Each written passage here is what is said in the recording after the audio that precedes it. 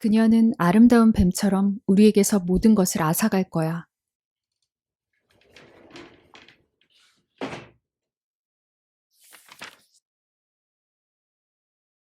안녕하세요. 고전 책방지기 북나리입니다. 여름을 맞아 오늘은 시원한 바닷가 피서지를 배경으로 한 작품 슬픔이여 안녕을 소개해드리려 합니다. 이 작품은 프랑스의 천재 여류 작가 프랑스아즈 사강이 1954년에 소르본 대학에 다니던 18살의 어린 나이에 발표한 첫 소설인데 출간되자마자 평당과 독자의 격찬을 받으며 거의 단숨에 세계적인 베스트셀러가 됐습니다. 작가에 대한 더욱 자세한 소개는 지난 브람스를 좋아하세요 편을 참고해 주시면 되겠습니다. 이 작품은 표면적으로는 아버지의 재혼을 막기 위해 거진 연극을 꾸미는 10대 소녀의 이야기이지만 더 깊이 들어가 보면 우리 모두가 인생의 어느 한 시기에는 반드시 맞닥뜨리게 되는 독립과 성장에 대한 이야기를 담고 있습니다.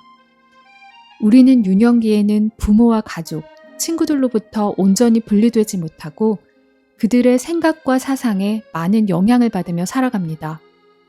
자신만의 독립성과 개성을 획득하지 못한 의존적인 존재인 거죠. 그러다가 우리가 주변 사람들을 떠나서 오롯이 혼자 서게 되는 순간은 언제일까요? 남들보다 더 뛰어난 성취를 이룰 때일까요? 아니면 경제적으로 자립하게 될 때일까요? 작가 사강은 남들과 공유하거나 남들에게 위로받을 수 없는 나만의 슬픔을 갖게 될 때 우리는 타인으로부터 분리되어 진정한 독립을 이루게 된다고 말합니다. 그리고 그 슬픔을 극복해가는 방식을 통해 남들과는 다른 나만의 독자적인 삶이 시작된다고 말하죠. 기쁨은 남들과 쉽게 나눌 수 있지만 슬픔은 오롯이 우리 스스로가 견디고 극복해야 하는 것이기 때문입니다. 이 책에 등장하는 17살 소녀 세실은 홀로 된 아빠의 재혼을 막으려고 계략을 꾸미다가 파국으로 치닫게 되고 그 파국의 끝에 세상에서 가장 가까운 아빠는 물론 다른 사람에게 털어놓을 수 없는 자신만의 슬픔과 비밀을 갖게 되고 이를 통해 자신이 다른 사람들로부터 분리된 독립된 인간이 되었다는 것을 깨닫게 됩니다. 여러분도 나를 세상에 홀로 뚝 떨어져 나왔다는 느낌을 들게 한 아픈 경험, 독립의 경험을 떠올리며 이 작품을 감상해 보셔도 좋을 것 같습니다. 그럼 이야기를 시작하러 1950년대의 지중해 바닷가 휴양지로 가보시겠습니다. 파리에 사는 17살 소녀 세실은 15년 전에 호라비가 된 부유하지만 경박한 사업가 아빠와 함께 자유롭고 풍족한 삶을 살고 있습니다. 6개월마다 여자가 바뀌는 바람둥이 아빠는 최근 20대 애인인 엘자와 동거 중이었고 아빠와 유쾌한 친구처럼 지내던 세실은 쾌락적인 삶을 추구하는 아빠를 보며 무질서하고 부도덕한 삶을 이상으로 여기고 있었습니다. 그해 여름 아빠와 세실과 동거녀 엘자는 지중해의 한적한 해안가의 별장을 빌려 피서를 가는데 이곳에 죽은 엄마의 옛 친구이자 패션 사업가인 이혼녀 안이 놀러 옵니다. 안은 돌아가신 엄마를 대신해 과거에 세실에게 교양 있게 옷 입고 말하는 법을 가르쳐줬던 우아하고 도도하고 질서를 중시하는 여인이었는데 세실은 이런 그녀가 떠들썩한 쾌락과 자유를 추구하는 아빠나 자신과는 잘 맞지 않는 사람이라고 여기고 있었습니다. 예상대로 규율을 중시하는 안은 별장에 오자마자 세실에게 식사를 규칙적으로 하고 공부를 열심히 하라고 잔소리를 하며 스트레스를 주고 세실은 이런 안을 피해 옆집 별장에 놀러온 법대생 시릴과 함께 요트를 타며 즐거운 시간을 보냅니다. 한편 바람둥이 아빠는 자신의 어린 애인은 뒷전에 두고 우아하고 도도한 안을 점점 욕망의 눈길로 바라보기 시작합니다. 그러다 어느 날 밤 모두 함께 바에 춤을 추러 간 자리에서 아빠와 안이 단둘이 차를 타고 뜨거운 시간을 보내러 사라집니다. 멀리서 이를 지켜보던 세실은 자신의 내면이 텅 비워지는 듯한 상실감에 사로잡혀 마구 술을 마십니다. 아빠와 자신은 자유롭고 무질서한 삶을 공유하던 절친한 친구 같은 사이인데 아빠가 안이 이끄는 질서의 세계로 달아나는 듯한 느낌을 받았기 때문이죠. 이를 지켜보던 아빠 애인 엘자도 서럽게 울다가 세실에게 작별 인사를 하고 그날 밤 짐도 제대로 챙기지 않고 별장을 떠나버립니다.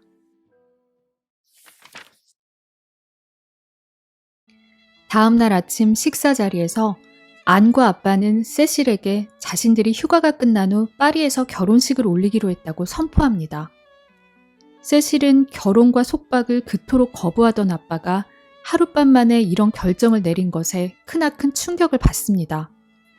그리고 아빠가 안과 결혼하면 아빠와 자신은 그동안 누려온 경박하고 자유로운 삶을 떠나 아내 요구대로 절제 있는 삶을 살아야 한다는 생각에 참을 수 없는 갑갑함을 느낍니다.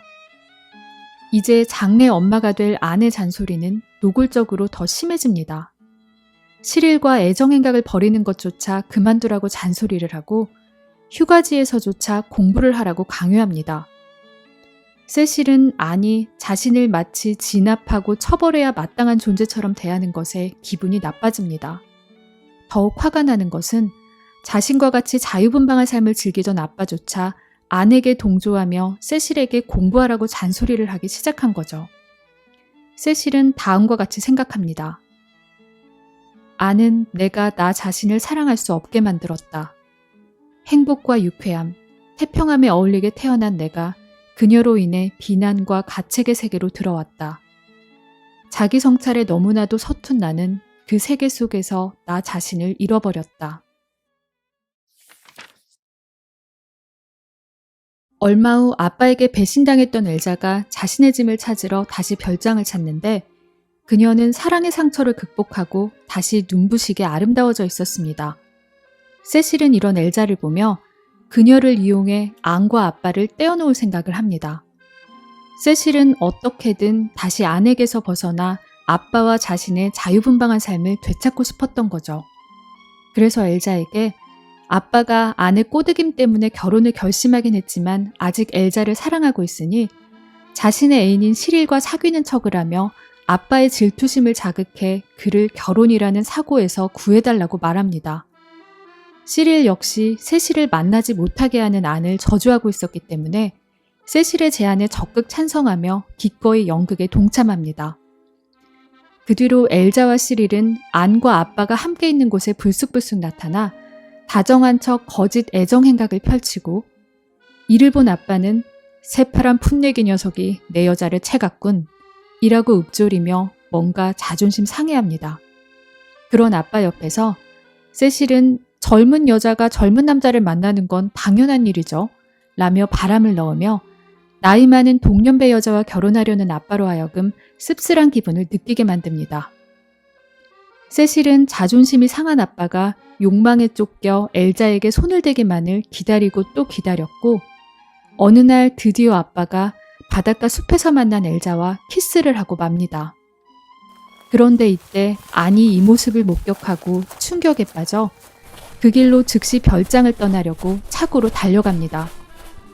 멀리서 사태를 파악한 세실은 안을 뒤쫓아가 모든 것이 실수이고 잘못이라며 가지 말라고 붙잡지만 안은 눈물로 뒤범벅이 된 얼굴로 두 사람에겐 아무도 필요치 않아 너에게도 그 사람에게도 라고 말하며 자동차를 타고 별장을 떠나버립니다. 뒤늦게 안이 떠나버린 사실을 한 아빠는 큰 자책감을 느끼며 아내에게 사과의 편지를 써내려 가지만 밤 10시에 갑작스럽게 전화벨이 울립니다. 그리고 아빠는 수화기 너머에서 아내 자동차가 사고가 잦은 절벽에서 50m 아래로 굴렀고 차에 탔던 안은 죽음을 맞았다는 소식을 듣습니다. 아내 장례식이 끝났지만 세실은 자신이 꾸몄던 거짓 연극에 대해 차마 아빠에게 얘기할 수 없었고 아빠도 아내 죽음에 세실의 거짓이 관련되어 있을지도 모른다는 자신의 의심을 차마 세실에게 털어놓을 수 없었습니다. 이제 모든 것을 털어놓던 둘 사이에 완고한 벽이 자리 잡게 된 것입니다. 시간이 흘러 다시 이전의 자유분방한 삶을 되찾은 두 사람은 각자의 연인을 만나 연애를 하고 세실은 아빠와 자신이 꽤 행복하다고 느낍니다. 하지만 어느 날 밤 세실은 문득 다음과 같이 생각하며 소설은 막을 내립니다. 다만 파리 시내를 달리는 자동차의 소음만이 들려오는 새벽녘 침대에 누워있을 때면 때때로 내 기억이 나를 배신한다. 그의 여름과 그때의 추억이 고스란히 다시 떠오르는 것이다. 안. 나는 어둠 속에서 아주 나직하게 아주 오랫동안 그 이름을 부른다. 그러면 내 안에서 무엇인가가 솟아오른다. 나는 두 눈을 감은 채 이름을 불러 그것을 맞으며 인사를 건넨다. 슬픔이여 안녕. 세실은 안을 떠올릴 때마다 크나큰 상실감과 슬픔을 느꼈을 것입니다. 그리고 아빠는 물론 세상 그 누구와도 나눌 수 없는 이 슬픔을 통해 자신이 슬픔은 스스로 극복해야 한다는 숙제를 떠안은 고독하고 독립적인 인간임을 깨달았을 것입니다. 바로 이 지점에서부터 세상 앞에 홀로 선 세실의 진짜 성장이 시작됐겠죠. 인간은 살면서 누구나 이런 혼자만의 슬픔을 맞는 순간이 오고 이 순간을 통해 우리는 독립된 인간으로 성장합니다. 저는 이 책을 통해 성장은 곧 슬픔이고 외로움이다 라는 사실을 깨닫게 됐던 것 같습니다.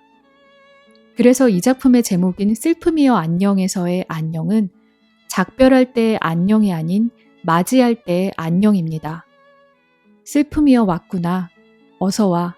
네 덕분에 나는 혼자 성장해가고 있어. 이런 뜻이겠죠. 그럼 오늘 요약 내용이 마음에 드셨으면 좋아요와 구독 잊지 마시고요. 편안한 밤 되세요. 감사합니다.